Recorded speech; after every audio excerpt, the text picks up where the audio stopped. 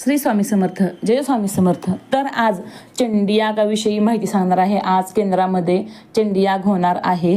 तर नक्कीच तुम्ही या चंडीयागाला आवर्जून जावा, चंडीयागाची सेवा करा. चंडीयाग म्हणजे आई भगवतीची सेवा आहे. आई भगवतीची सेवा केल्यामुळं आपल्या घरातील आर्थिक प्रश्न, संतती प्रश्न, अडचणी, कर्जाचा डोंगर जे काही असतील, छोट्यातले छोटे प्रश्न, मोठ्यातले मोठे प्रश्न नक्की मार्ग लागतात. नक्कीच तुम्ही ह्या चंडीयागाची सेवा करून घ्या. चंडीयागाला बसा तुम्ही. तर चंडीयागाचे महत्त्व काय आहे? चंडी यज्ञ हा देवी दुर्गा यांना प्रसन्न करण्यासाठी अत्यंत शक्तिशाली आणि फलदायी वैद्यकीय अनुष्ठान आहे. हा मुख्य श्री दुर्गा सप्तशतीतील अध्यायातील प्रत्येक ओवीला स्वाहाकार करून केला जातो.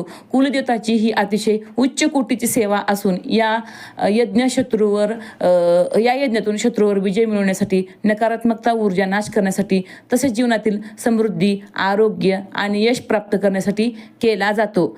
यात स्वाहाकार करण्यासाठी म्हणजेच यज्ञात वाहण्यासाठी देवी मातेचे आवडते पायस यांचे हवन केले जाते. तांदूळ, साखर, तूप, दूध, तीळ यापासून पायस बनवले जाते व 5 बोटांनी हा पायस हवन केला जातो. तसेच याच्यामध्ये सहभाग होण्यासाठी स्त्रियांनी साडी घालून यायची आहे, सौभाग्य अलंकार घालायचे आहेत, तसंच हातात काचेच्या हिरव्या बांगड्या घालायच्या आहेत, कपाळावर हळदी कुंकू लावणे, तसंच पुरुषांनी सोवळे नेसणे म्हणजे चांगले कपडे, शुद्ध कपडे नेसून घालून तुम्ही चंडीयागला बसू शकता. चंडीयागला स्त्री, पुरुष, लहान मुले, जे मुले सरकारी एक्झाम देत आहेत, कुणाला अभ्यासाची भीती वाटते, अशांनी या सेवेमध्ये नक्की बसू शकता. तसेच काळे कपडे अजिबात घालायचे नाही आहेत आणि केंद्रात बसून सामायिक व वैयक्तिक पद्धतीने दुर्गा सप्तशतीचे पठण तुम्ही नक्की करा. दुर्गा सप्तशतीचे पठण करणे म्हणजेच काय? तर आपली कुलदेवता म्हणजे तुळजापूरची भवानीच ही जशी तुम्हाला माहिती आहे, तुळजापूरच्या भवानीचे सगळे म्हणजे वेगवेगळे प्रकारचे रूप आहेत. सगळ्या जसं की काळेश्वरी माता म्हणा, एडेश्वरी माता म्हणा, तुळजापूरची आई म्हणा, आणि लातूर साईडला विशेष करून तुळजापूरच्या ह्या साईडला मातोळा, देवताळा आणि अशा छोट्या ठिकाणी ज्या देव्या आहेत त्या सगळ्या तुळजापूर आईच्या बहिणी आहेत. बघा, नक्कीच ह्या सगळ्या आपल्या कुलदेवता आहेत. या कुलदेवताची सेवा केल्यानं बघा तुम्हाला काय फरक पडतो, आपल्या आयुष्यात काय सकारात्मकता घडत असते. हळूहळू आपले सगळे भोग जन्मोजन्मांतराची भोग फिडून स्वामी आपल्याला पदरात सगळं नक्की देत असतात.